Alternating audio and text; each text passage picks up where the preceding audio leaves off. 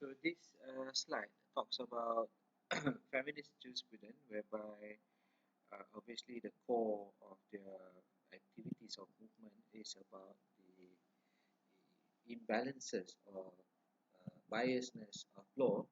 So they are we can be categorized to different groups. Yeah.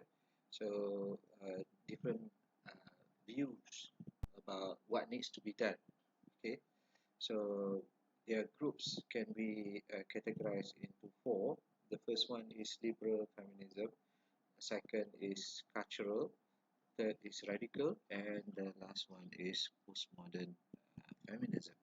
So we are going to analyze each one of them in order for us to understand their what they call it point of view, yeah, their the way they see things. Now, from each perspective, we are able to understand what they are trying to say. Once we understand what they are trying to say, we try to reflect uh, their their ideas that they are putting forward.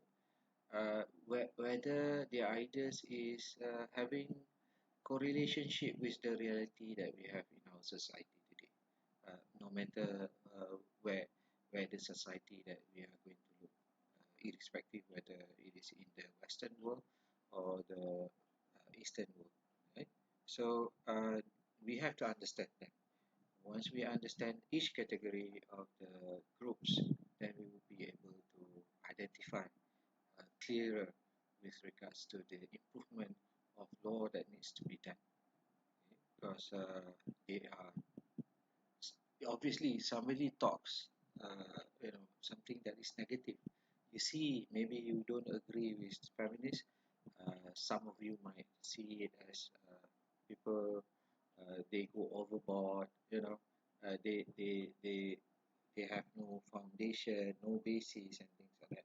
But ignoring this group of people is something that is very dangerous because people, when they are not happy, they raise some issues. Yeah? They raise some issues. So we have to listen. We have to just cannot ignore them. Once we are able to listen and investigate and identify whether they are what they say is correct or not, based on data, based on analytical perspective, then we should be able to identify whether what they say is correct or not. Once we can understand that, then we'll be able to do some correction, yeah, as what we have done towards all the previous jurisprudence. Remember, from Roscoe Bound, from postmodernism, and then we have the Scandinavian, the American realism. So all this group of people are they are basically talking about analytical perspective. They have to look at the reality, yeah?